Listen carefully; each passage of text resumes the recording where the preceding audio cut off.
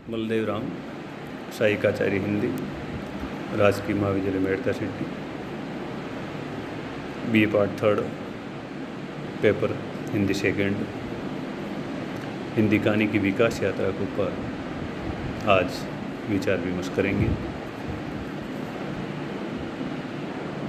कथा सम्राट मुंशी प्रेमचंद के प्रभावशाली व्यक्तित्व एवं उनके कहानी लेखन की समझ को आधार बनाकर हिंदी कहानी की जो विकास यात्रा है उसको 4 भागों में बांटा गया है। निश्चित रूप से मुंशी प्रेमचंद का व्यक्तित्व प्रभावशाली था। जिस प्रकार भारतेंदु बाबू हरिश्चंद्र, जयशंकर प्रसाद, महावीर प्रसाद द्विवेदी, आचार्य रामचंद्र शुक्ल,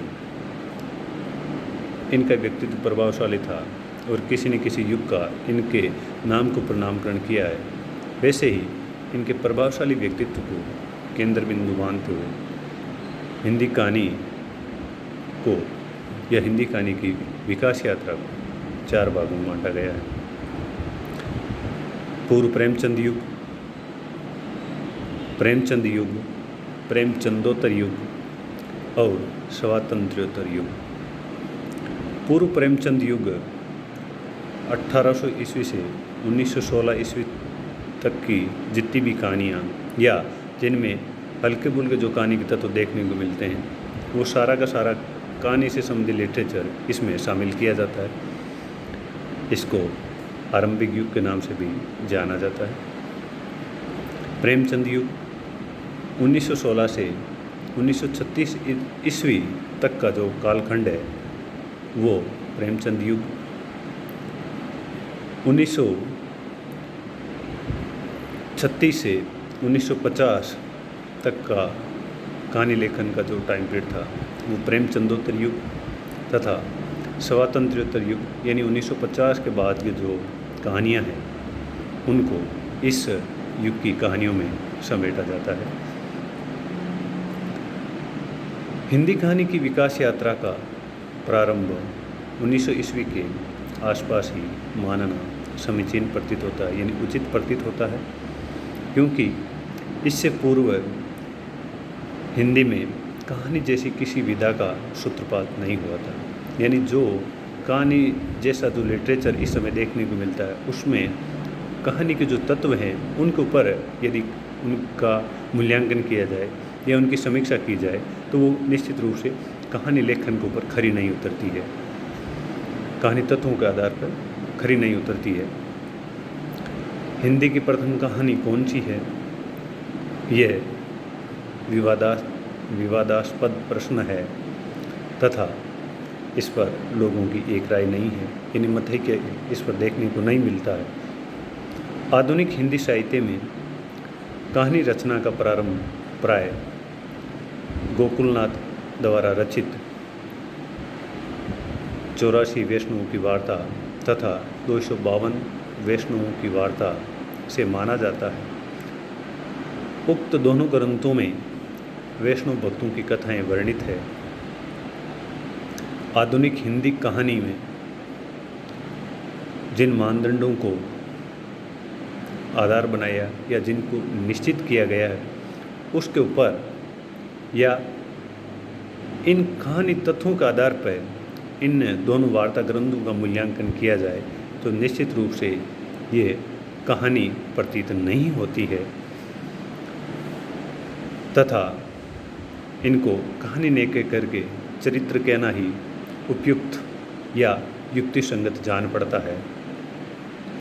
जटमल की गोरा बादल की कथा भी कहानी तत्वों को अपने में समाहित किए हुए नहीं है।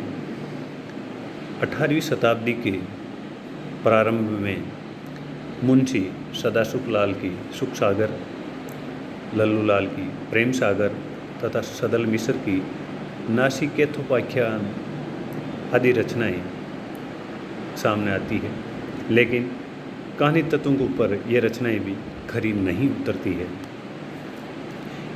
यद्यपि देखा जाए तो इनमें उत्कृष्ट कथा तत्व देखने को मिलते हैं या उनके दर्शन होते हैं, किंतु सभी कथाओं में मौलिकता का अभाव झलकता है, यानी उसमें नवीनता देखने को नहीं मिलती है। इसीलिए आधुनिक हिंदी कहानी के मानदंडों पर खरा न उतरने के कारण इन्हें हिंदी की मौलिक कहानियाँ नहीं माना जा सकता। 1807 ईस्वी में मुंशी इंशा अल्लाह खां की रचना रानी केतकी की कहानी को डॉक्टर ब्रह्मदत्त शर्मा ने अपने हिंदी कहानी विषयक शोध प्रबंध में हिंदी की प्रथम मौलिक कहानी माना, किंतु आधुनिक कहानी के तत्व तो इसमें भी दिखाई नहीं देते हैं या परिलक्षित नहीं होते हैं, तथा इसको मध्य युग की किस्सा गोई ही माना जाता है, कहानी नहीं। सन 1856 में राजा शिव प्रसाद सितारे हिंद की राजा भोज का सपना तथा सन 1857 में भारतेंदु बाबू हरिश्चंद्र ने एक अद्भुत अफोन शौफन नामक कहानी की रचना की, किंतु कहानी कला की दृष्टि से ये रचनाएं भी सर्वतापूर्ण नहीं कही जा सकती है। वस्तुतः हिंदी कहानी का आरंभ 20वीं शताब्दी से ही होता है। 1900 में सरस्वती पत्रिका भी प्रकाशन में आ चुकी थी। सरस्वती के प्रकाशन से पूर्व हिंदी में कोई साहित्य कहानी उपलब्ध नहीं होती है। सन 1900 ईस्वी में सरस्वती के प्रथम अंक में किशोरीलाल गोस्वामी की कहानी इंदुमती प्रकाशित हुई। आचार्य रामचंद्र शुक्ल ने इंदुमती को ही हिंदी की प्रथम मौलिक कहानी माना है, किंतु शिवदान सिंह चौहान के अनुसार यह कहानी शेक्सपियर के टेम्पेस्ट नाटक का अनुवाद है या उसके कथानक की छाया मात्र है, अतः इसे मौलिक कहानी की या मौलिक रचना की संज्ञा नहीं दी जा सकती।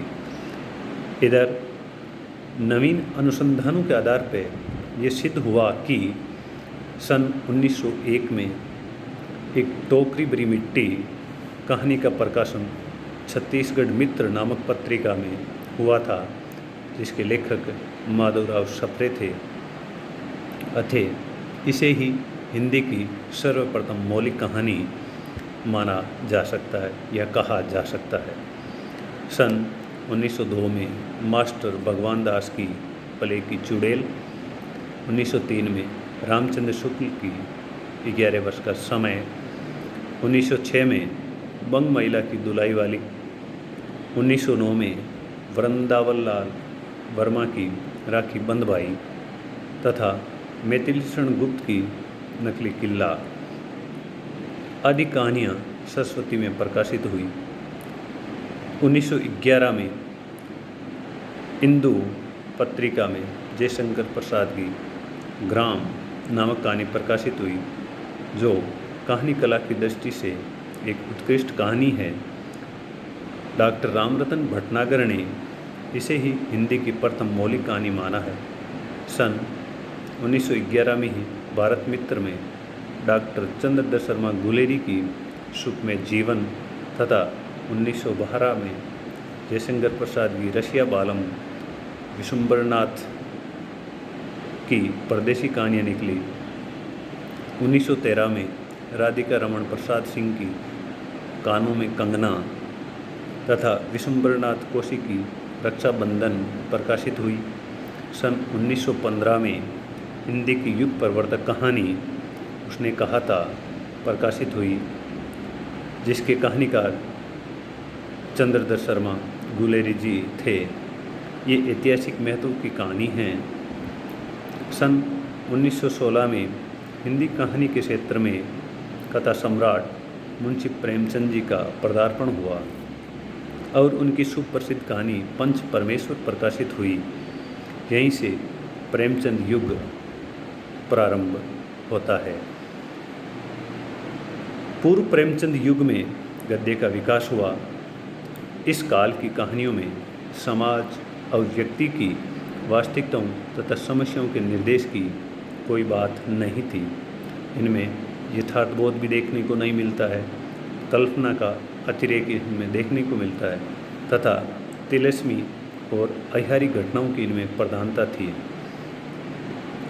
नीतिपरक उपदेश देना और कुतूहल पैदा कर मनोरंजन करना, यही इन कहानीकारों का एकमात्र ध्येय था। इस काल में हिंदी कहानी अपना स्वरूप ग्रहण कर रही थी।